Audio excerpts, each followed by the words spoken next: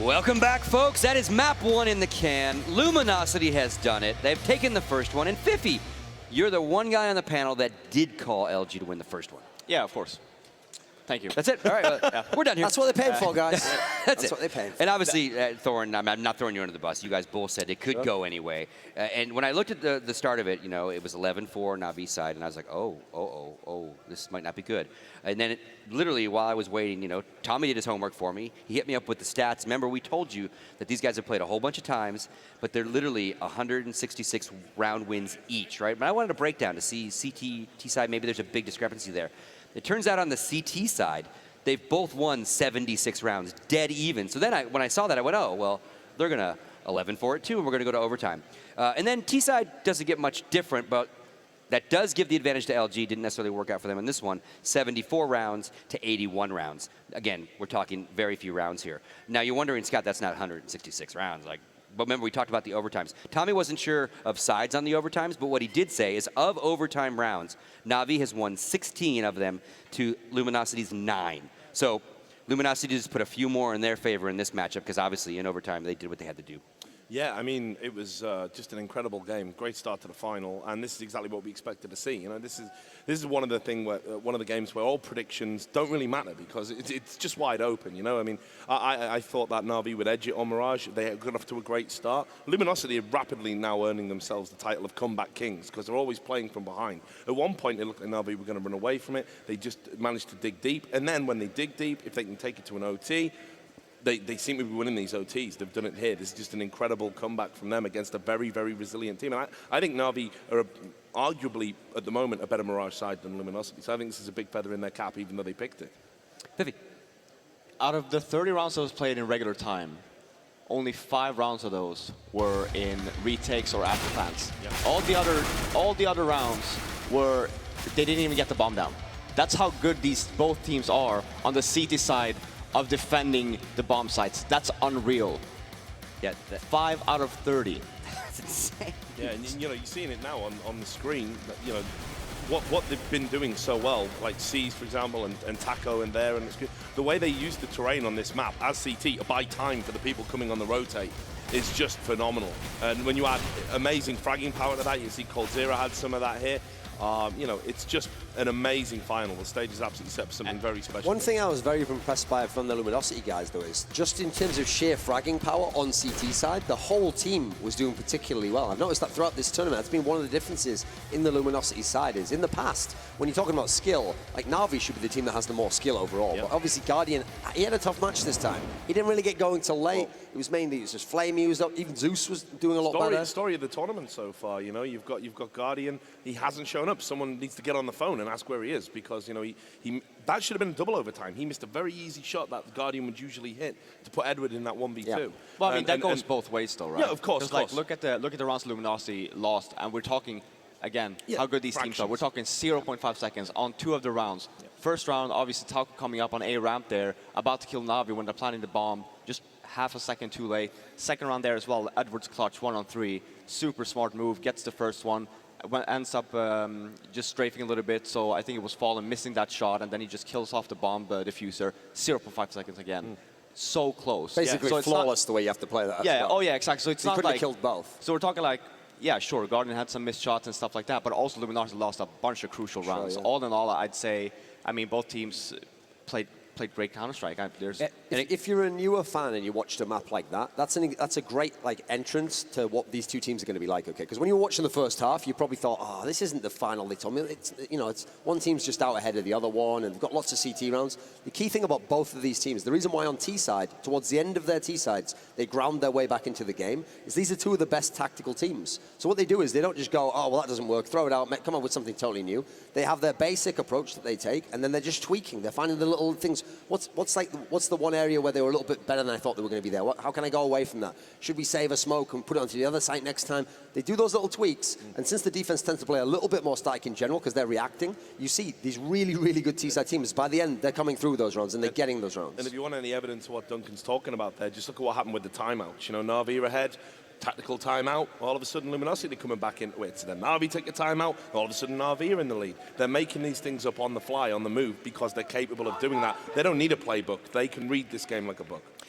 Let's talk about Flamey just a little bit. Like, he started on fire. Obviously, Navi's first side did start on fire. Six straight rounds. He was 10-0 to start out. Looking down at the stage a few minutes ago, I don't know if it's still the same. We had a Luminosity huddled around themselves. Obviously, as they always do, as a tight unit. You've talked about it in the past. If we get a shot of that stage, you'll probably just come back and forth. They've just come back. Okay, well, what you guys missed at the break is basically 4 out of 5 of Na'Vi all left the stage. Flamey had never left his seat. So talk to me about Flamey. I mean, you have to feel for the guy, because in this game, he might have been the best player. Like, the level of impact he had. Like we were saying here, there's so many rounds where they didn't even get the bomb down. I mean, he was slaughtering them early on. He put Na'Vi in a position where, with Na'Vi's great T-side, you think, hey, they're probably going to win this game here. Then, obviously, towards the end of the game, when it really was backwards and forwards, like at the very end of the game, no one player was dominating. That was like, if you get a kill on this round, they go to the other set the next round. Now you're having to try and take a 1vx situation. It wasn't one person. That was what was great about the back and forth between the two teams. And so, if I'm Flamey, no wonder you're upset there, because in the past, everyone's been saying, oh, you didn't show up in the game. Oh, Guardian was great. You're the reason they lost. This time, you've done a really, really good job. And you've lost in such heartbreaking fashion as well. You're used to your team, like you saw when it was like a 14-14 situation. Na'Vi are the team who usually take control there. And especially against Luminosity, they're like, okay, you did well, but now we out-execute you. So, I mean, he was kind of shell-shocked there. He was just basically sat there, probably just thinking, like, what do I do? What do I do in this situation? Because there's not any obvious answers. It was just a fantastic game. Yeah. Let's move it forward now. Obviously, Luminosity puts one map in the bag. Overpass is going to be the next map. I've got some information for you, Scott. This is really exciting. For Overpass? Or? Yeah. Okay, so Overpass, Luminosity, CT side. Hit me. So here we go. So Luminosity's starting on CT side, and I saw a tweet while I was looking on Twitter during the game, and it said, from someone who has inside info on this stuff, it said that before the game, Na'Vi were actually asking the admins to look at some boosts they have on Overpass. Now, presumably, it'll be T-side boosts, because those are the ones people have been commenting recently, just to check they're legal, which means they've got brand new boosts no one's seen. I then looked on the timeline, and Zeus has a tweet where, Fallen said some joke to him about him getting burned by a Molotov. Don't burn yourself this game. And so Zeus just says, I have some new things for you, smiley face. So Na'Vi might be one map down, but in this game, you're probably going to see some boosts we've never seen before in Counter-Strike. And this is the same team that has done that before they to did us. It IEM Katowice, and that's the thing. Absolutely. When they pulled them out, IEM Katowice, you could tell they only did it because it was desperation. Like, they wanted to win that tournament as well. So what's funny is when they did it, a lot of people actually commented kind of like, oh, I wonder if they just kind of like wasted their boosts they could use for the major there. And the guys from Na'Vi were like, no, we've still got a few things saved. We've got a few things saved. And that just shows how incredibly smart these two teams are. You know, we talked about in the pre-show about how Fallen and Luminosity like to innovate. Na'Vi are doing that as well. They got a great coaching infrastructure over there, and I'm really looking forward now to see how they're going to perhaps bring something new to the metagame for that particular map, because that's what great teams do. Final thoughts on Overpass, gentlemen. Kind of break it down. Starting with you, Fifi. Like, what's got to happen here? I think that Na'Vi shouldn't really rely too much on the boost. It's nice to maybe use it one time, get an entry, maybe win a round on it.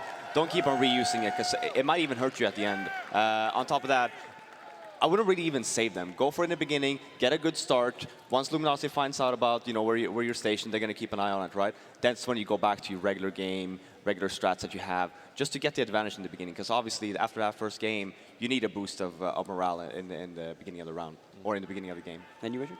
Well, yeah, just to say that this is, again, I think going to be close, because this isn't a pocket pick for Na'Vi by any stretch of the imagination statistically. Yes, they play it. Yeah, they're good in it. They're obviously competent. They've got these boosts. If they pick this map with the boosts in mind and it backfires and they lose this final 2-0, I mean, that's going to be a disaster. So this is going to be interesting. I think we're going to go the distance again. All right, and Thorin. I mean, this is going to be a lot of pressure for Luminosity, because they know this is one of their best maps. So if you've managed to get to the second map of a final, one map up, and you've got one of your best, you're supposed to win there. This is really where they're going to have pressure on them. Obviously, Na'Vi's got pressure on them, but if you notice, Na'Vi just doesn't go away in games. You can beat them, but they're going to be waiting for you. They're going to be right neck and neck with you. They're going to force you, as we saw Luminosity do, make amazing plays, make a really great read. So I think it's going to be very exciting. I can't wait to see those boosts. And I think in this map, we haven't seen him much for the whole tournament. We know he's got some sort of hand issues, and he's been stretching and doing the physical therapy and stuff. I think this is a map where Guardian has to come alive, because actually traditionally this has been one of the maps where he would be a bit more disconnected from the team. He plays that long area on the CT side. Sometimes he's not always in the game there, and he will always go for those peaks as well. So teams have ways of flashing him out or sending two people out. So I think he has to have a big impact here, and if he does, he can get us to a third map. But right now, it's looking good for Luminosity. They've got to like their chances to take this 2-0. All right, thank you very much, gentlemen. That's going to do it for our segment. But when we come back, not only are we going to bring you map 2, but before that, Chris is going to interview the man you all know and love. MLG Adam is going to finally get in front of a camera. Back after the break.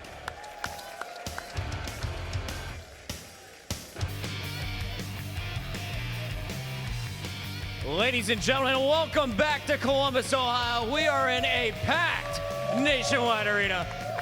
I'm Chris Bucket, joined by Mr. MLG Adam.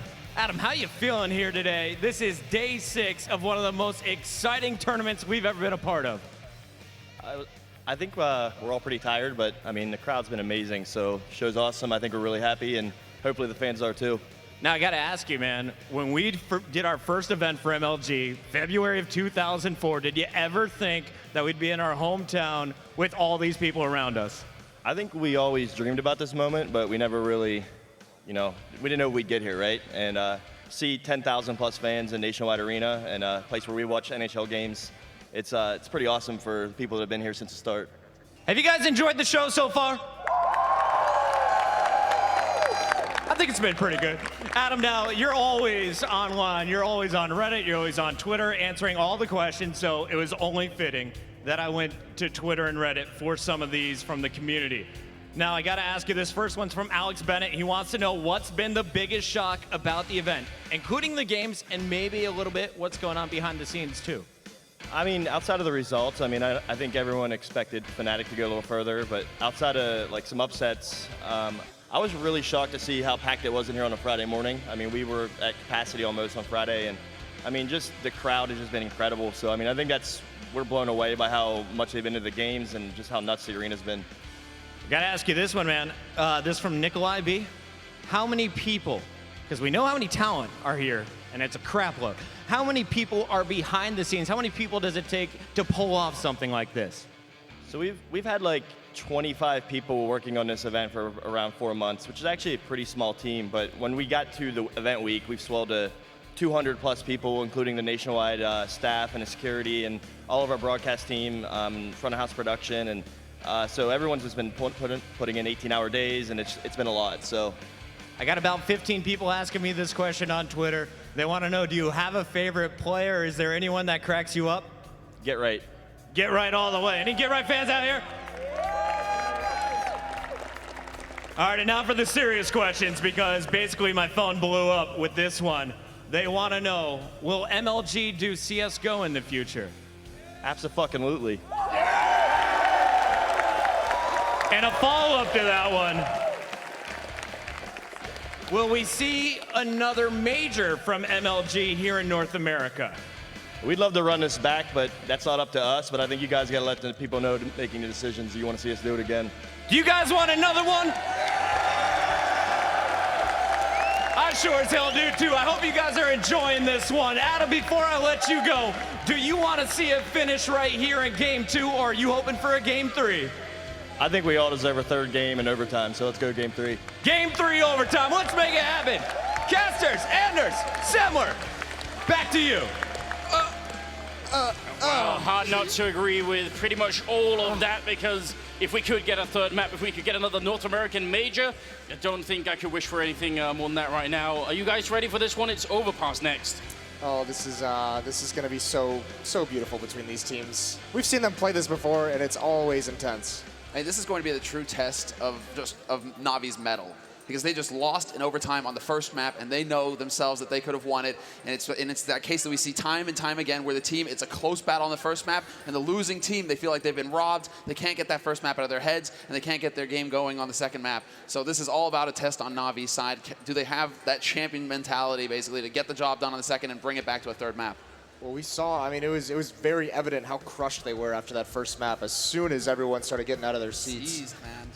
Yeah, head in his hands, not even wanting to move. That's agony right there. I mean, clear as day. And they have to know the pressure, it's all on them. And I mean, they've been talking about this as well, how it can affect them. Now, I mean, I want to ask Moses, because we saw a Navi that sort of came out on the CT side the first half of Mirage, very aggressive, looking to take the fights early on, looking to stop Luminosity, which they did. They had an incredible first half.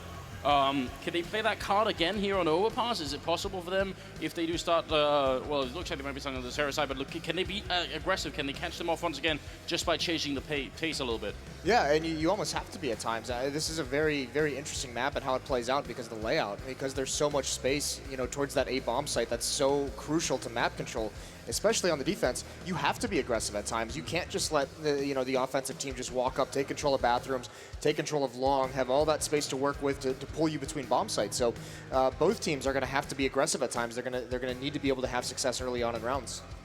Is it going to be the connector battle? Is it going to be in sewers towards the B site? We saw that. We've seen a couple of maps on Overpass so far this tournament. And it's always been a different strategy put into play here from the CT side. But Luminosity, I mean, this is almost like home turf. Both of these teams are so good on this map. They know what to do. But you can be sure that it's going to come down to the mind games between both of these in-game leaders because they've definitely been doing homework all last night preparing for this match.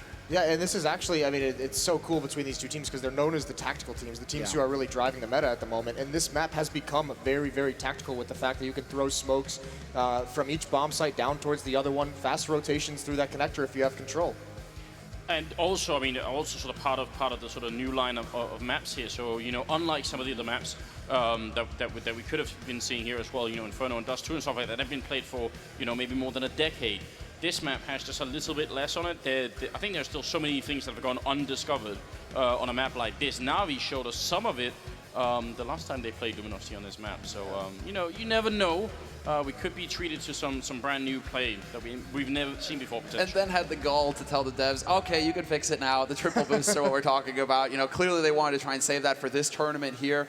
And when we say triple boost, usually you can only stack one player on top of another. If you try and do a third one on top of him, the third man will start sliding off the top. So in order to do a triple boost, you have to find an angle in a wall and then just stack everybody up, and then you're kind of forced into the wall. So you can't have that third man up there looking over the wall. We saw Navi use it a couple of times, but not sure if that's actually going to be what makes the difference here. I think it's all going to come down to the mindset here for Navi, and are they going to have the bravery to change it up? Because you can become a little bit predictable if you are known as that tactical team to play slow, aim for map control every single time. But are they going to have what it takes to just change up the pace right off the bat and come charging out at Luminosity, show some aggression?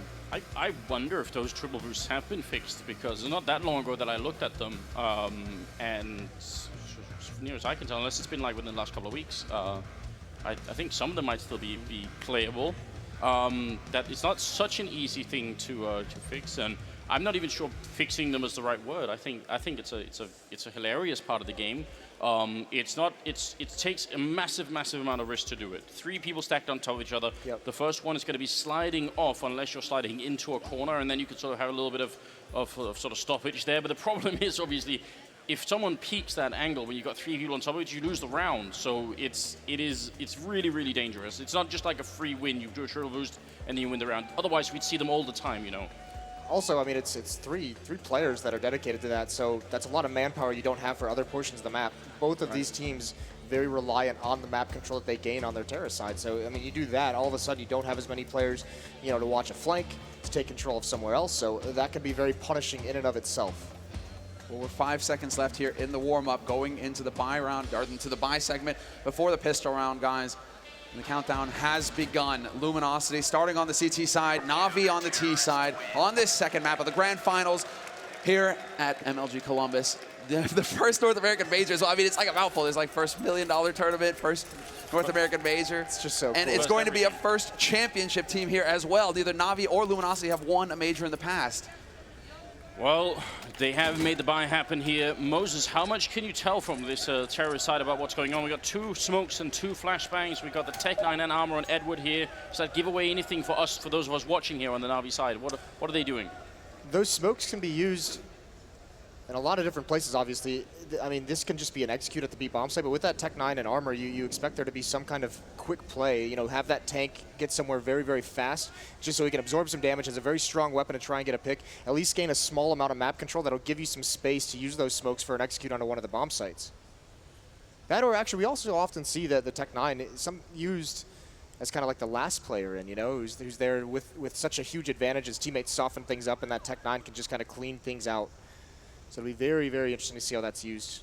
All right, so when we say executors, we are just taking care of a sound issue on C's PC, which is going to be hopefully done with. Actually, it seems like, oh, it's not quite yet, but not that far off. When we say execute, we obviously mean you get the map control, you set up in certain positions, you throw the grenades, and then you charge a bomb site behind it. Luminosity, are they going to let Na'Vi do that, or is there going to be a counterplay coming out, you think, to sort of stop that kind of map control? Well, they don't have a lot of nades, so it looks like they're going to want to set up. Fur has a kit, has a smoke, so he's going to be a little bit more passive because he wants to have that kit alive to go to either one of the bomb sites, but they want to win some opening duels at range. I would expect that there would be some kind of early aggression from Fallen and FNX. They're going to push out towards A, and they're going to take duels, not commit to too many fights, but be able to fall back and fight at range as they retreat. And this is it. They aren't wasting any time at all, Na'Vi. They've gathered up outside this B site. They've already got control of Monster. Taco's looking to see if he can't find somebody stepping out of line, but they're just lying in wait at this point, Na'Vi. They're giving some time for Zeus to maneuver and get into connector, and we'll see just what Zeus is able to accomplish here.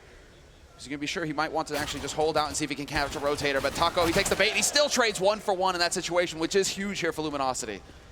Can they actually get the bomb down? That's the big question. Flamey looking to see if he can get up onto the bomb site here. Still that 4v4. They smoke off up towards the sniper spot. So that's one of the smokes already used. The second one coming in as well. They're really using these smokes well right now on the Na'Vi side. Cole's going to be hitting the 1 kill, but Edward with the frag here. That Tech-9 doing a lot of work. Yeah, and there's the boost. Cold actually has the space to work with it. He's actually going to pull that bomb plant off, and he gets the falling shot on the Guardian. Flamey now in a 1v3, and the bomb dropped on the wrong side, but so long as that smoke is up, he has a little bit of time to maneuver. Flash is not going to be effective, but he gets peeked. They're confirming his position, and now it's a 1v3, and they can just peek them together. Cold will find another headshot. 3 for him with the USP. That is so sick, because that was a really nice play from Na'Vi to get into the site to begin with, but smokes are down everywhere that Na'Vi wanted them. They're up in the balcony, they're over towards Graffiti, they're blocking everything off. That retake from coming in had to be delayed, but just a couple very nice shots from Luminosity turns that round around so quickly. I mean, I also think, and this is something we should point out going into the later stages here, that B bomb side, you can very often, especially if you get the first entry, you can get in and get the bomb down, but if you're sort of, if you're only in the same position that you came in from, it can be a little bit hard to hold it, right? It's better if you get pushed up to where the CTs are coming from, then they have to take a much sort of deeper fight, and it becomes a bit of an issue here. But it's Tech-9 armor for this round, it seems, mostly, at least for the Na'Vi side. And we're talking about some of that aggression, whether Luminosity are going to get out there and take the fight. Full blind. Zeus can't catch a break. Takes a bullet to the face coming around the corner. It worked out perfectly for Zeus, apart from getting died, basically. Fur finds the second kill onto Flamey as well. And we were wondering before going into this match whether Luminosity were going to be, particularly aggressive on their CT side, whether they were going to get in Navi's face. They're doing just that. Charging up to top mid when potentially there could be Tech-9s waiting for you. That takes some bravery. Some sick plays by Fur, though, getting those opening kills. Those taps coming up the stairs. So nice with a gun that's not known for that, but this is a big investment now for Na'Vi that doesn't look like it's going to pan out. They haven't gotten any kills yet. They're not going to be forcing any rebuys in this if they can't find him. And Fur, with a third, he's just building up bonus money on this, and he's going to get a fourth as well. He's so rich. And I mean, I was talking to Taz from Virtus Pro a little bit yesterday. He was pointing this out. He said, well, most people now who play Luminosity have already realized that Fur likes to be very aggressive early in the round. You put up smokes, you always got to worry a bit about him maybe sneaking around or something like that. Surely Na'Vi will also know that. And yet he's able to get away with so much here. Is he going to keep doing it, or is he going to cool off at one point when Na'Vi start to have rifles? No, he'll keep doing it. Well, he's going to do it and see if Na'Vi can stop it. And then from there, it's where do you go? If he's going to be dominant doing that, getting some opening kills, even if it's traded, sometimes it's just getting that information that helps your team out. This round, just some flashbangs, no real investment from Na'Vi, but everyone towards the B bomb site. It's fun that you mentioned that he's going to keep doing it until they can figure out how to stop him. It's just like, yeah, you have to earn my respect. Yeah. If you just let me keep running up and finding headshots with you guys, well, I'm just going to keep doing that. No reason for me to stop. But now it's Na'Vi. Hard eco from them, seeing as how they haven't got a bomb plant yet. They're just flat broke. And so far, Taco is drawing out a little bit for him. Cold will be able to get the flank in. And between Taco and Cold, they've just completely shut down Na'Vi. Not since the pistol round have Na'Vi been able to actually get anywhere near a bomb site. They're just getting caught out on the extremities. It's also a switch up from what we saw on Mirage, where even as the CT side were winning a lot of rounds, it was very often close. The economy was not necessarily all that good, right? This time, it's obviously going to be much better for the Luminosity team. So even if Na'Vi win this round, their first rifle in, they're not quite going to be able to do it. And the auto sniper straight off the bat, Luminosity, they're getting ready to knock Na'Vi out of this round. That's what they want here. They just want to shut them down. This is insane. Look at the aggression as well. Oh, Look at no. Fallen and Cold. The grenade, it goes a little bit wide. That could have been a perfect touchdown. Fur going to be picking up the kill on Flamey there. That at least gives them an opening, but Edward It's a nice crouch peek in to get that kill. He's low on health, but there'll surely be a bomb plant here. And the retake, look how far away they are here. This couldn't be more perfect for Na'Vi. They completely fake Luminosity out just with that aggression. Again, no fear, charging straight onto the B site. Luminosity were looking for more of a drawn-out fight. They were looking to try and pull a fast one on Na'Vi. Instead, Na'Vi, they've already got the bomb down.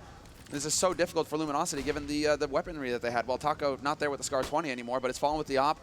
FAMAS on FNX, FNAS on Cold, not ideal, but Fallen, he'll take the fight with Edward towards T-Spawn and win it. He's got a bit of an inkling, but he's not quite sure. Zeus counting the seconds in his head. When is he going to peak? Exactly the same time. There's going to be Fur going down. FNX with a shot from the FAMAS, dropping C's now all on Zeus here. And the bomb, can he even spot it from this position? He's on the inside. He can't actually stop it. They have a kit, and this is not going to work out. C's goes down. And a great retake from Luminosity that it seemed to be initiated so slowly in the beginning. Those extra seconds on the bomb timer, we've mentioned a couple times, it's the first major it's been in, but you can see Luminosity so much confidence, even going back to the last map, some of those setups they have, they're so confident in their ability to retake a bomb site that they're willing to have that kind of give up the bomb site, just one member there to defend against it. Taco falls early, but you can see the rest of the map control that Luminosity has. It allows Fallen to get that nice flank in, get a pick off when Na'Vi wasn't expecting it. And actually, they even salvaged the auto sniper on Taco. So, and actually, we mentioned it. Fur that round gets the opening kill, aggression again. So Na'Vi, they've got to be very wary of that moving forward. Once again, Fur, look at this setup from him. He's pushed all the way up the top connector. If Na'Vi were to come into mid, they'd be in for a bit of a rude surprise. Instead, Na'Vi elect to take over long. So they've had their fights in mid, they've had their fights toward B. Now, the other side of the map, let's see what we can achieve over here. Guardian doesn't have his AWP, but Edward doing work already with that AK. He takes out FNX. Zeus gets the drop, but Fur, the double spray, that's not how it's supposed to go. At the same time, they do give up the bomb site here. Cold is coming in, and they're also flanking in from the restrooms. Fur going to be going down here. Now a 3-on-3. That bomb plant has to come quick here as Cold Zero takes down Edward. It's now Guardian and Flamey left, and they are trapped inside. Flamey picks up the one kill here. Still has another 2 to go to try and see if he can do it. He hits a headshot there on Taco, and now it's a 1-on-1. He has to try and clutch this. They need this round here, Na'Vi. And Cold Zero, he's by the bank, and there's so much time left still. And we'll see if this could be working out. He's certainly got the triple.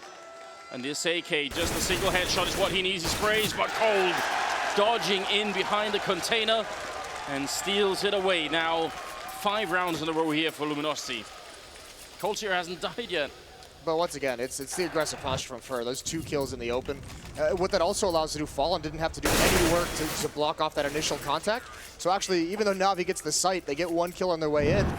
They don't know Fallen's there because he hasn't even taken a shot. He hasn't gotten a kill, and he gets 1 more free one when they're not expecting it. Yeah, just an unlucky break there for Guardian as well, because he was looking towards Fallen, and he turns away just as Fallen gets back behind the wall. Had he had that information, he would have played the situation completely differently. But instead, it's going to be another force here from Na'Vi. They have to commit to this, and it's going to be 4 rifles across the board, but more aggression coming out. FNX gets flashed into top mid, and Fur uses the one-way smoke, and he gets it to work.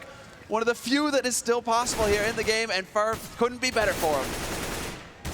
What a way to start. I mean, now they're not even allowed to get into the middle of the map. They are actually under siege as soon as they just walk out of T-spawn, it seems. It's almost ridiculous here. Edward, he needs to get a bunch of kills here. Try and see if he can make it back. He's got the time to work with at least. He's got a lot of time on the clock here. We mentioned how hard it is to have success in this map as terrorists if you can't control bathroom or these stairs. And so far, Na'Vi hasn't been able to do either of it. And look at Fallen. Swiftly, Edward drops 6-0. That is such a nasty angle. Na'Vi has to recover. They're getting smacked around right now.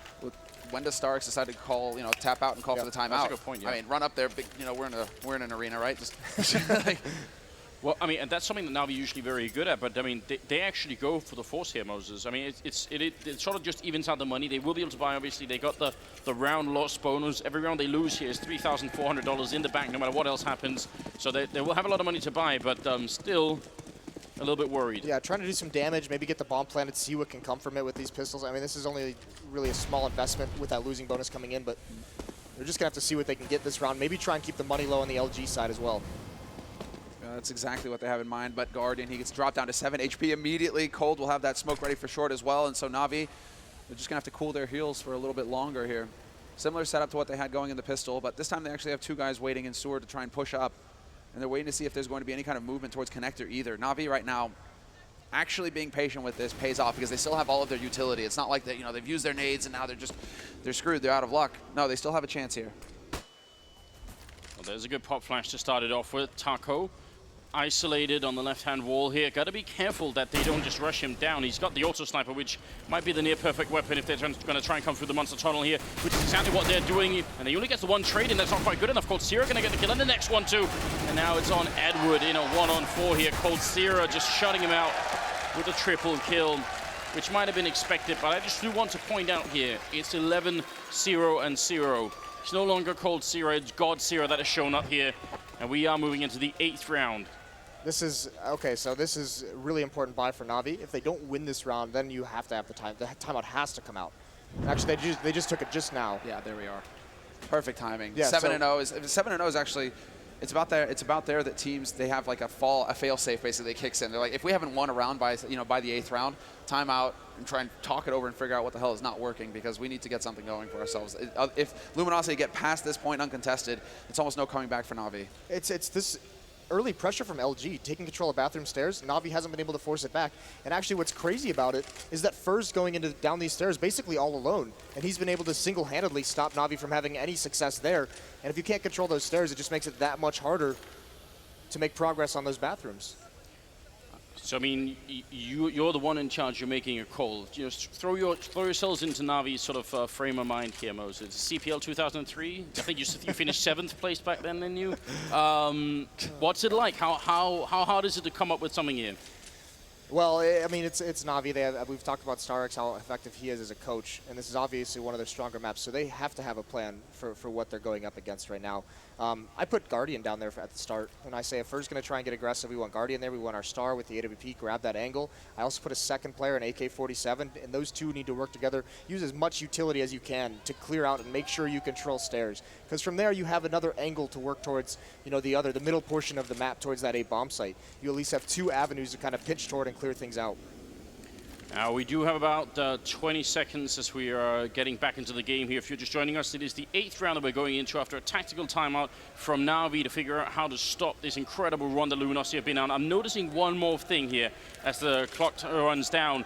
We've lost the Na'Vi cheer here at the Nationwide Arena in Columbus. I mean, I think they need the audience on their side right now, for sure. Yeah, they need that 6th man. There is no home team here, actually. It's just fascinating for the major final here. No real edge, but lots of Na'Vi fans. And there we go. We got the Na'Vi jerseys. We got the signs. There we go. Represent. You have an Astralis fan you can hang out with later. Talk about the heartbreak. I can't even. I had so many good tweets, but I saved all of them because it was heartbreaking. I couldn't do it. 7-0, and the crowd has really been silenced here. Luminosity, I think, are convincing everyone that they're able to do this. There's still a little bit of life left in them, but this is the big round. It has to be the big round here. Zeus is down in connector. The bomb is far back. Guardian is over by the monster tunnel, and a little bit of a different setup for Luminosity. Not as aggressive, except, well, it is in sewer, but not in connector. And this is going back to basics for Na'Vi.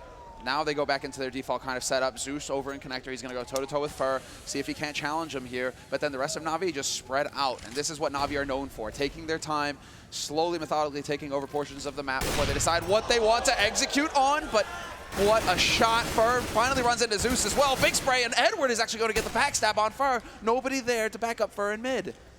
Yeah, there was no one to block anyone from flanking him. Now Cold has to win this fight, and he is. Seized falls.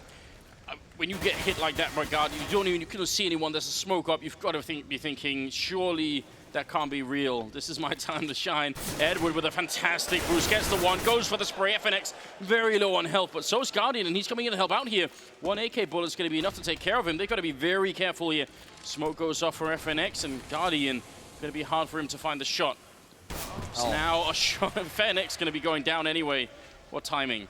Now it's all on Fall, and he's the one who's up on position here on Optimus. And they're going to be coming around that angle, safe from the flash, and there's no utility left apart from the smoke. Zeus had to hit that headshot for Na'Vi to have a chance, and he gets the job done. Default plant coming out for Guardian, and now the Triangle of Doom is going to be set up here for Na'Vi. They're going to be in position to hold off the rotation. Is Cold Sierra's streak going to come to an end? That's what we're about to find out in the 1v3. But if anybody could be capable of pulling this off, it would be Cold.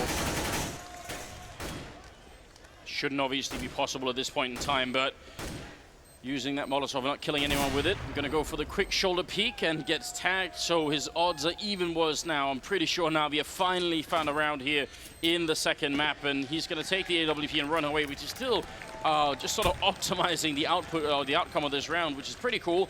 And he will have made it, I think, far enough away for the bomb to not take it with him. So, let's see. Two things really help Na'Vi, and one has been a pretty consistent factor in the CT half for Luminosity. That auto sniper on Taco has not been effective so far in this match. He's actually dropped a couple times with, I mean, he's done some damage, not gotten really too many kills with it, but it's actually been a liability more often than not. Very stationary with it. The other thing is Fur that time goes downstairs like he's been doing for so long all alone, but no one else from Luminosity was aggressive out towards that portion of the map. So Na'Vi basically had a free flank down those stairs. Zeus just had to play that very passively and allow his teammates to clear it out. So there's that map control. Once it's gained, the Terrasides can do so much to manipulate the map. I think we're overlooking the important thing, though, is that Cold was just trying to maintain his kill-death ratio. Yeah, of course. 12-0 still. Just making sure he doesn't die. Look at this peek from Edward, just trying to see if anyone's on the other side of that playground wall. Luminosity going back to a very similar setup to the one they were running earlier with Fur hiding in that corner, and we'll see if it is going to be working out. Na'Vi, they've really not had much success trying to fight this early on. It seems like every time Luminosity come up with better trades, they also don't seem to be very welcome on the other side of the map. I mean, they've hardly left T-spawn at this point. Fur, he's again pushed up close to connector. Fallen is there to take the shoulder peek, trying to bait them out. We'll see if Na'Vi actually go for this. Instead, they just get the information. Now they know where Fallen's playing from. They've located the AWP. It's not over on the B side like it was in the last round. And so they can play off of this, Na'Vi. And knowing that it's in mid, they're going to actually go ahead and take a crack at long, see if they can't catch the man out. There's the pop flash going in. FNX, no hope at all. And just a little bit delayed there on Edward. Moment's hesitation, but he still wins the duel. Fur going to be winning the fight against Zeus, so that sort of brings it back a little bit here. I think Na'Vi, as soon as they had Fallen's AWP, they probably guessed what the setup was. Now they got to be careful that Cease doesn't get shot in the back. He's got a bit of an idea that something could be up Edward, and they're setting up for actually all of them setting up for smokes into the bomb site here. But Fur, he could really kill this round. Seized is aware that something might be up, and that's a really heads-up play coming out for him. Taco's on the bomb side as well. 20 seconds here for them to try and win this round. And Caesar's just communicated exactly. He picks off Fur, Flamey, put the entry on a Taco. Fallen trying to do the best that he can, and he will find the shot onto Edward. But he still knows that Caesar's hanging around here in the back line. A lot of this is going to come down to Cold with 9 seconds left. Na'Vi, they still haven't got that bomb plant down. They need to get in there and actually initiate the plant, and just in time they will manage it. But in the meantime, the kill comes through for Fallen. Flamey catches out Cold, and it's all over the place. Tit for tat, everybody low on HP. Fallen still sticking to the op. But Na'Vi, they need to make the mistake now. They need to get impatient and actually go for the peak. Guardian's already got the angle, but he comes off of it just as Fallen comes around the corner. And now, well, Fallen, he decides it's too much. Without Cold to set up the flank, he's going to back off and hold on to the AWP, and he might be thinking about the money right now because they are fairly low, Luminosity. Cold dinks Guardian when he peeks up from those stairs in CT spawn. If he had hit Flamey, or he dinked one of them, and the other one, the planner, had the bomb, he was very low on HP. I mean, if he just shoots for the other member, they stop that plant and the round's over. And this is something Na'Vi's known for when they run down this clock. How often do we see them just flat out run out of time, shoot themselves in the foot? So it almost comes into play there again. Well, in other news, they've managed to finally kill Cold Zero. So, I mean, he's got 12-0-1 here going into the 10th round. So that's also got to feel at least a little bit good if you're on the Na'Vi team. We see this again and again, Moses, right? We get the tactical timeout from one of these top teams, and then they go into a sort of winning streak. How does that work out? It's just their ability to talk things over, to figure out what's going wrong. A lot of times, I mean, we've heard teams talk about it as well. It's just calming down, not necessarily changing anything. But I mean, a lot of it for this, at least, the round immediately after the timeout, that's the first time they're able to handle Fur without taking damage from him, without taking any losses from his kind of play. So that was the crucial element, is just sustaining in the early rounds, not losing any players. Fallen, though, he's in a very committed position, and he finds the angle. This is so ballsy. He's alone out here, too. And he actually goes charging in there. Guardian will find the angle on him eventually. But Fallen, that was like a one-and-done position because FNX wasn't anywhere near him to support him to actually allow him to get out of that situation, out of that position. I hope we can see that shot from Guardian's angle because he was actually very close to the wall then. That has to have been a bit of a line-up shot. So 4 versus 4, still over a minute left with 2 people in B and 2 people in A here. And it's one of those few maps, actually, I think, where you can be allowed to do this. If this was, you know, almost any other map, Inferno, I would say, if you stack this way in a 4-on-4, you could definitely be in a bad position. Cold Zero is kind of trying to get some information, but he's also the only one from Luminosity who might know what's happening here. He also has a CZ, so he's being the one to take the initial fight, but it's going to be all on Fur. And it seems like, well, there's a shot, and Fur, he beats Guardian in the duel. Smoke goes down, but it's going to be too slow. The flash, however, works. The Flamey, he can't stop Cold. Zeus will actually take out Fur, but FNX still alive on the side, hits the first shot, goes for the spray, looking for Seized, but he's not going to get him. It's still Seized in a 1v2, but the rotators are here now. Cold and Taco on point, in position, and the flash is going out, so life, it's going to get difficult here for Seized. This should be almost impossible. I mean, they're going to have to make a pretty big mistake here. He's got almost no health either. AK in hand. He's got the lineup for the bomb here. They don't have a kit currently picked up, so might be able to buy just a little bit of time. He's going to go for the quick peek here. They're both around there, and if they time this well, he's got no chance. He looks for the first one. There's the headshot. Sees with the double. He needs just one more click of the headshot here. Taco running for him, and he actually gets the shoulder shot in. Picks up a defuse kit on the back way there, and there's going to be enough time for it. Very close. But that's going to bring Luminosity at 8 rounds. Fur, that hold of the bomb site, just holding very strong. That's an angle you expect Guardian to get that kill. Such a scary situation. But Fur getting those opening 2 kills in FNX, I mean, that split of 2 and 2 works partially because we've talked about the rotations between bomb sites are so quick for the counter-terrorists. You can get people back there in time once the action comes in. But look at Cold and Fur. I mean, this is the thing. That's that dangerous duo of Luminosity. Every top team has those 2 players where if they're both going off, it's going to be so hard to defeat them. And right now, that's Cold and Fur, and Na'Vi is looking at a really difficult round here. If they lose this, they're out of money. It's same for Luminosity, though. Both teams losing this round, economy's shattered. There's a lot of momentum on the line here, no doubt about it. And Fallen, once again, with the aggressive hopping, he's going to pick off Edward. Flamey holding close to long, might be able to catch out Fur, however, who is still holding so aggressively. And Fur, he's playing with fire. He's dancing around on the edge, and he's counting on Fallen, basically, to be picking up the kill with that AWP, to watch his back.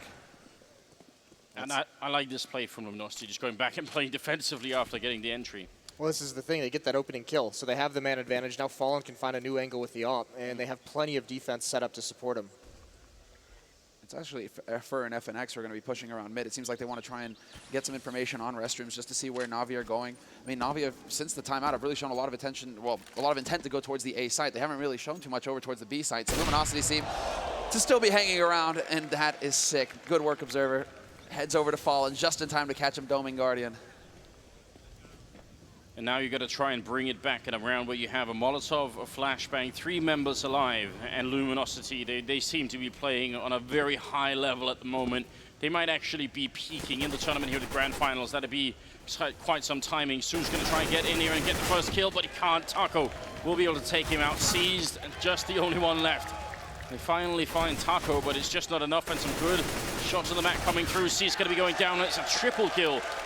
Taco being given a little bit here in this match. 9-2 the scoreline.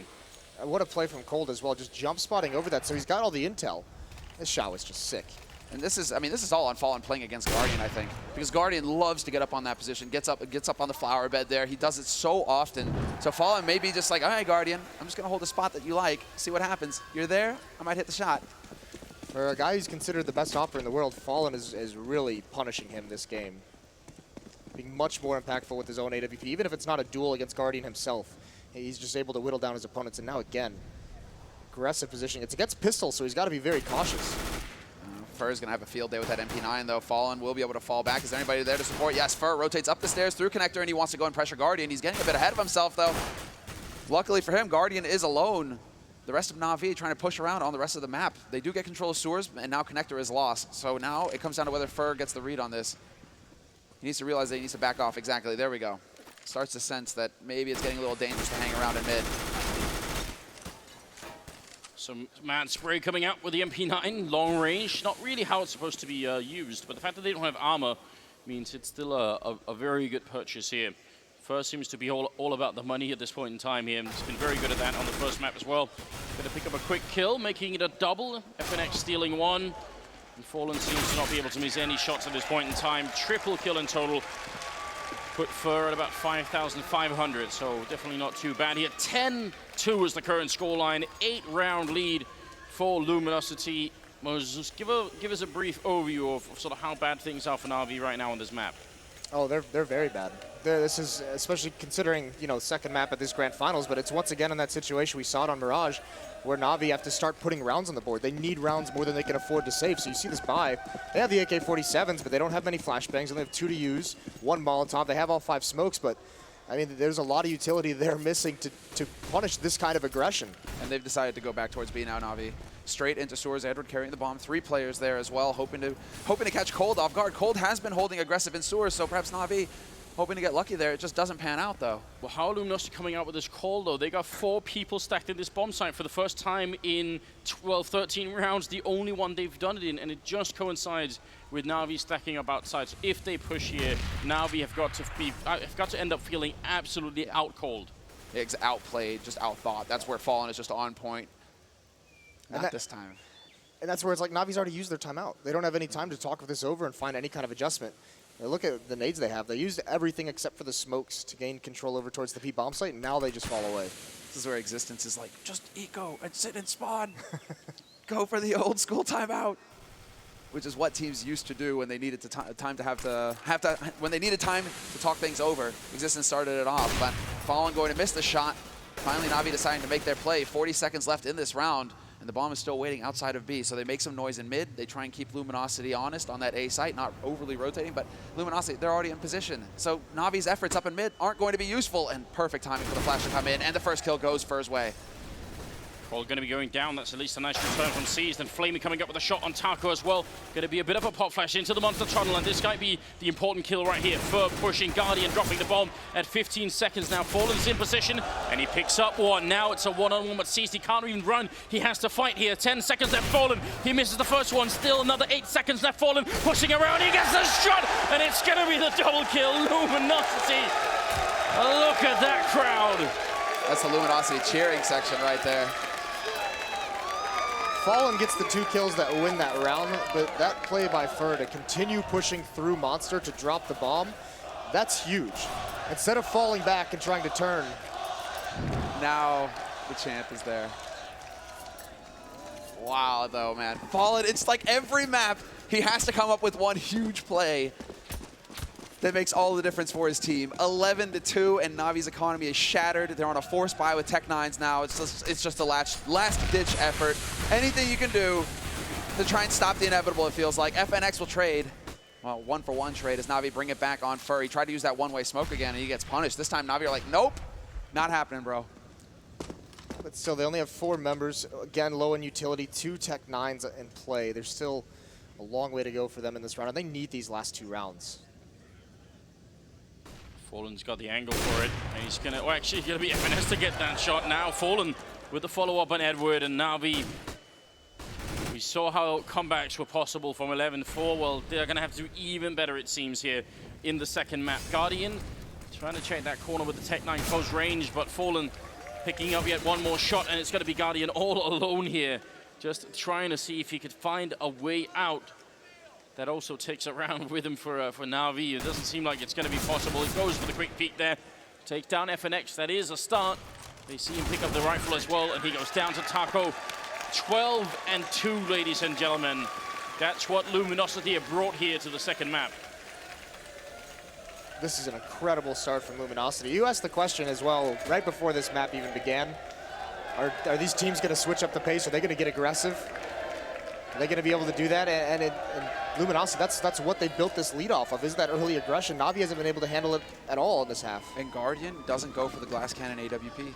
He had the money for it, but he goes for AK. I'm not sure if I want to look too deeply into that, but Guardian, I mean, it's integral to Na'Vi. You know, get him on that op. He has an impact with it. Instead, it's Na'Vi just charging out the top mid, and once again, Luminosity, no fear at all from them. The flash, totally effective, actually. Fallen gets the shot onto Flaming, even spots the man. Good night, Zeus! And it's just going to be Luminosity. Boom! Marching on in the last round of this first half. I can't handle that. It's going to be Edward, Guardian, and Seized left. Fallen. What an absolute madman here in the finals. It's not just him, but these last couple of AWP rounds for him. Now we just have no answer for it. They're even ready. They're all charged up on that side of the map. You'd think they could run him down, get the trade, get something back, but the whole push comes out, and it just doesn't happen. It's Fallen with a 3rd kill now going into Taco, taking the fight with Seized. He's going to get the fight, and this is the last of the half. It's a quad kill. The godfather of Brazilian Counter-Strike. We said it again and again. He ends up top fragging at 19-3-3. What an absolutely grotesque kill-death ratio for $1 million tournament. Those plays are so sick. Na'Vi has been defeated in this first half, and you can start to see it in their play. Maybe it's a little bit about Guardian not going for that glass cannon off, but their players, no confidence in the fights they're taking. Just crushed. Na'Vi have got to be feeling completely and utterly destroyed at this point. Nothing going their way in that first half. I mean, Fallen as well. He was sitting on single digits for most of that first half. It was towards the end of it where he's just like, actually, no, not this time. We were denied a DreamHack winner. We're not going to be denied here. This is the major as well. Not at Katowice just a few weeks ago. Yeah. In heartbreaking fashion as well. This time they're here to get work done. Na'Vi, though, what can they possibly come up with here in the second half to stop this freight train that is just bearing down on them? Well, so come on, this is Na'Vi. They've had probably, I think, one of the best tournaments they've ever had here. Going into it, we are in America as well. Moses, if you had to get sort of an any given Sunday type speech here, how would you start that off? It's not so bad, guys. It's better than it looks. We've got them right where we want them, boys. We've done this before. I've seen you do this before. That's a classic counterplay. That's a classic one. That's a classic one. We've done this before, boys. It's what every massive comeback that's occurred in a game of Counter-Strike from this kind of level, it's all about, you know, not focusing on the big picture. You focus on the small ones, the rounds. You win the rounds by rounds. You don't look at the scoreboard. You don't hit tab and say we're 10 rounds behind. You just focus on winning every single round as an individual. But it's still going to be, I mean, we've seen the tricks that Luminosity's pulled out. The early aggression has worked so well for them. The B stack, I mean, they have such good reads of Na'Vi right now. The pop flashes, everything that they've done just shows that they've put the research, they've put the time in, and they know exactly how to read Na'Vi. It's just incredible the level that Fallen seems to hit with that AWP, in-game leading as well. I mean, this is the thing, though. As an in-game leader, because there is always discussion about your in-game leader and how he frags and everything like that, and the salt shaker. What a god. It all comes down, if you have the right practice and preparation, if you have the experience together, your in-game leader, I mean, you get to a point where you know what he's going to call, you know what's coming next. The in-game leader knows what his teammates are doing, so he can focus more on the fragging roles. We brought this up back when Fnatic were winning absolutely everything. Not that that era is necessarily over, but you know, we called it the Fnatic hive mind. Are we seeing the Luminosity hive mind here, where communication isn't even important anymore because you just know? You could well be right here. It's the 16th round coming up, second map in the grand finals. And we're going to have to see if Na'Vi can make what has to be one of the sickest comebacks of all time if this works out, on a map that's very, very difficult to win when you're this far behind. This is a sick read. Edward, he's gone for the big play. He's pushed all the way into T-spawn off a B site, and this has prompted the rotation coming in here from Na'Vi. Getting into position on that A site. They know that Luminosity are coming. Now it all comes down to keeping their cool and hitting the shots as Luminosity gets control of restrooms. Can Seized hear this? That's what I'm wondering is, you know, he's not close enough now. So he's trying to actually push in here and see if he can't get a backstab flank coming in. I mean, he knows that they moved off. And so now it's all about the timing here. Edward, he's spotted. He's been spotted by Taco. Luminosity have to know now that the game is up. Oh, sit down, Seized. Wow. That was, for all intents and purposes, that was a drive-by, essentially, just shutting Seized out of the round. Flamey trying to fall back as well, but Luminosity, the Glock train has arrived to the A-bomb site. They got to win this round now, but FNX and Fur picking up a couple of kills. It's now down to Zeus and Edward in a 2-on-4, and Edward finally manages to isolate FNX, but how could they possibly defuse this bomb? They don't even have a kit or any grenades picked up right now. Zeus, just too many bullets coming his way. Edward gets the one kill. He has to find another one for the quad. Taco around the corner. Edward making the jump, looks the wrong way. He turns around for it, but Taco, he's going to do it for the double, and Na'Vi, they lose the round. Luminosity, 14-2. All that talk about Taco. This is the level he's hit. First, it's this incredible, boom, flashy drive-by, and then it's the composure. And you can see he outplays right at that end of that one-on-one. He just goes to the other side, the side that's closest to the bomb. It's the last place you'd expect him to. You'd think he's going to go farther away, get to the other side, go to, you know, technically the terrorist side of the map. That's what Edward's thinking for sure. He just ran right into it. Taco clotheslines him, and this is it. It's within Luminosity's grasp now. One round away from match point and tournament point and their first major. What an incredible ride this has been, but it's not done yet. You can always come back and see, that's the beauty of the game. And Na'Vi, they're one of the best in the world. Guardian trying to do the best that he can here with the Deagle, but he will fall. Fur and FNX, 2 big kills to put them way in the lead here in this round. You can see kind of the thought process of Na'Vi in that pistol round and this one. They know they have to make plays. Those very fast, aggressive flanks in the pistol round didn't pan out for them. Here, Guardian and Zeus trying to get a little bit aggressive, seeing if they can isolate one of these Luminosity players to give them some kind of an advantage, but it's been beaten back. Oh, Flamey refuses to give up. He nearly takes out Fallen as well. Sees, though, doing big damage. Gets 2 kills. He brings it back to a 2-on-2, and Edwards on the flank. He's got the Mac 7 behind here. Fur going to be going down. Cold Sierra alone, Mac 10 in hand, looking for the shot here. Edwards still alive somehow, but he's going to go down. 40 seconds left. Seized. He's on the bomb side, but he's only has 2 health left. This is a really uncomfortable 1v1 for Seized. Any mistake made, and he is out of it. And Cold Sierra, he's feeling so confident. He checks a couple of corners here and there, but mainly just runs in to put that bomb down. I don't know how Seized could possibly maintain his composure in this the round that's going to decide the grand finals, it seems. This all comes down to patience, but yeah, Seized. There's just so little HP and no utility, no flashes, no nades, no smoke. And so this is an impossible situation, and Cold will lock it down. 13 tournament points now for Luminosity. 13. Wow. What complete and utter dominance coming out from them. Unreal.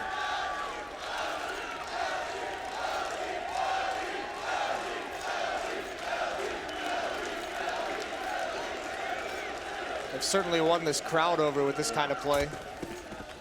Clearly. You mentioned it earlier, the Na'Vi chants have just died down. They started out hot on Mirage, but since then it's been all Luminosity. Well, the history of this team is absolutely mad, isn't it?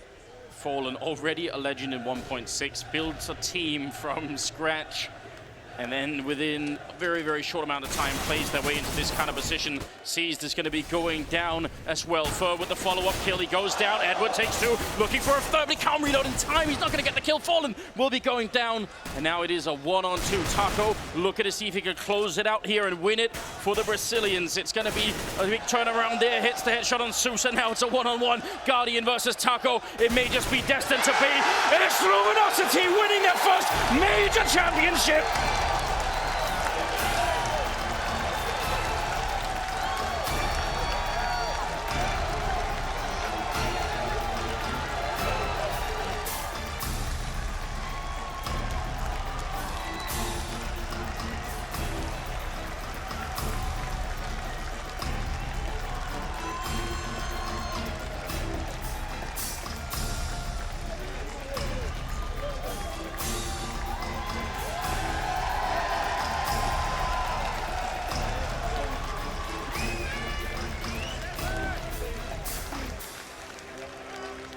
Good thing those desks are sturdy.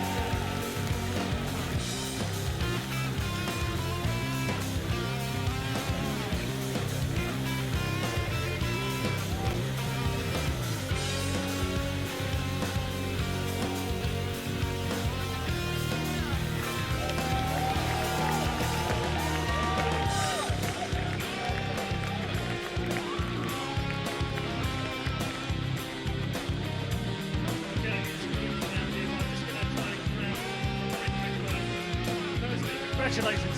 You are the MLG Major Champions. Thank you so much, guys. It's insane. We worked so hard to get here.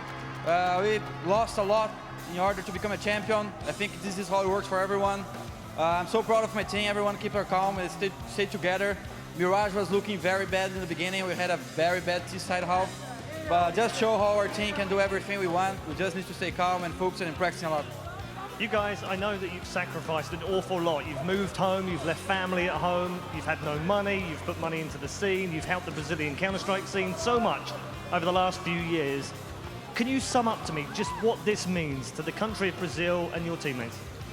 Just to sum it up, this is our dream coming true.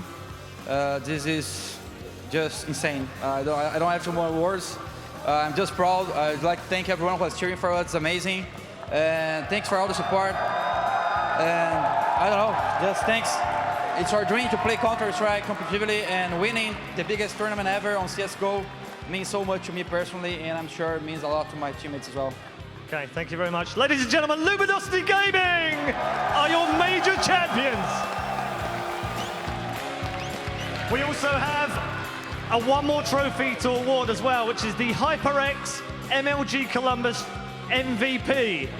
And I'd like to announce that the winner of the MVP, if he's ready, is coldzera!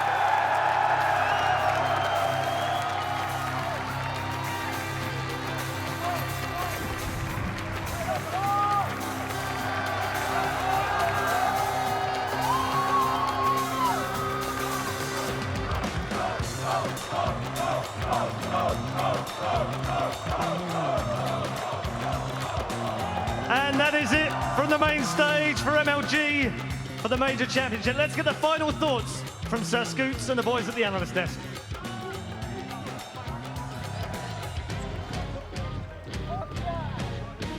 Thank you very much, Red Eye. Congratulations to Fallen, to Luminosity, and to all of Brazil. Amazingly done in epic, solid fashion, especially that second map. Thorin, starting with you. Usually, these two teams make their names on the T side. They're known for their fantastic tactics, particularly Luminosity, because they're not known as one of the teams in theory that have all the mad fraggers on CT side. But CT play won them this whole final, actually. Obviously, it got them back in the game on Mirage, and then on Overpass, they were absolutely dominant on CT side. Meanwhile, Na'Vi, usually very good.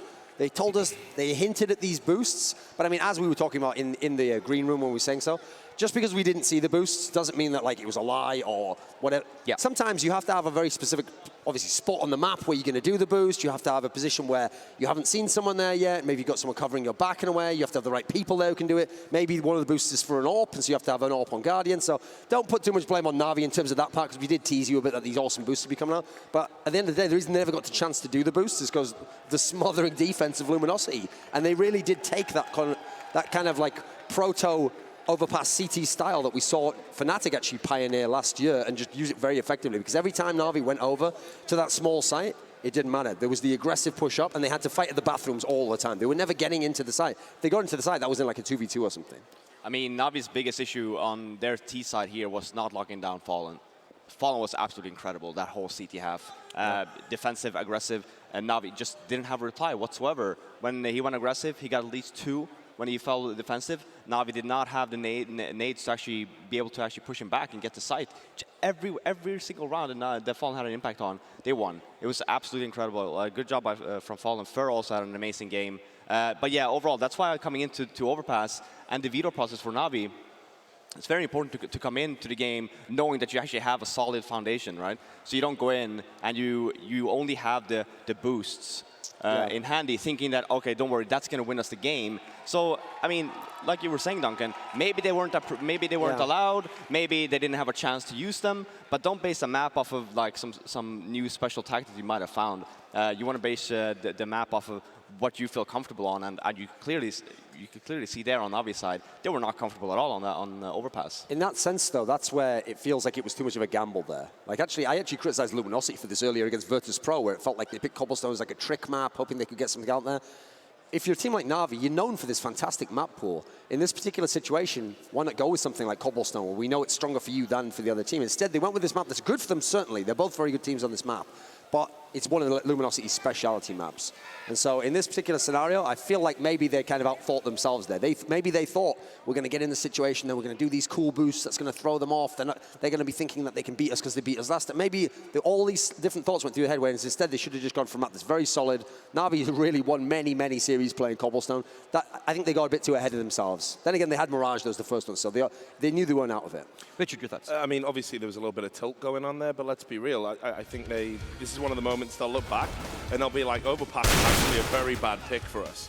Because if you look at it statistically, Luminosity have played this map 11 times, not including Brazilian teams, and they've won 8 times. One of their defeats came against, I think, obviously the Fnatic one famously, with an overtime. They also did lose to Cloud9 and Selfless, kind of online, but that's while they were preparing for the major, trying out new things. All the other victories they've got in this map are solid, and it includes wins over Na'Vi.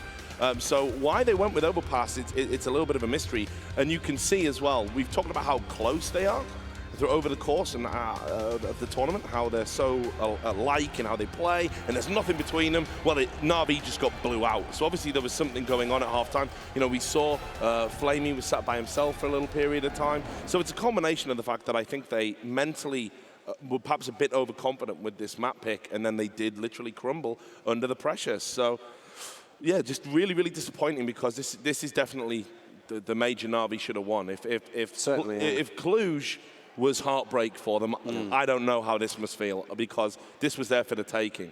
And actually, the thing is, when I was talking to some of the MLG people before, and they were doing one of the interviews to set up the pre-game kind of package that we saw there, when they asked me about Na'Vi and like, how do you define this team, how do you describe them? I said, one of the interesting things is, okay, maybe they can tilt. Like, I've seen Flamey get angry, I've seen C's bang the table, I've seen Zeus argue with people, but I said the one thing about Na'Vi actually is they don't choke. Like, I've only ever seen it happen once, which was the Star Ladder, and that was because Fnatic was just playing like above the way above the rim and in a way you could never expect. So in that sense, maybe that would get to you.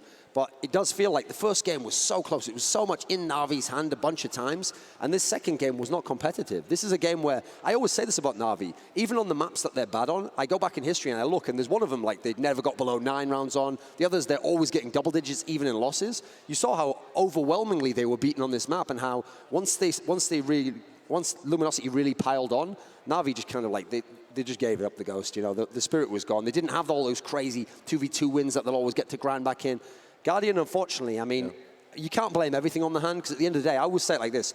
When someone first gets injured, yeah, you have to mention it every now and then. But unless he ever becomes fully rehabilitated, this is just who Guardian is now. It's the same with Olafmeister, I'm afraid. So they're not as good players. They're not as much impact players. And so it comes down to everyone else in Na'Vi at that point in time. It can't just be Guardian in that sense. But even so, considering at Cluj-Napoca, Na'Vi weren't as good as Envious, but Guardian might have been the best player in the whole server. He was amazing at that tournament.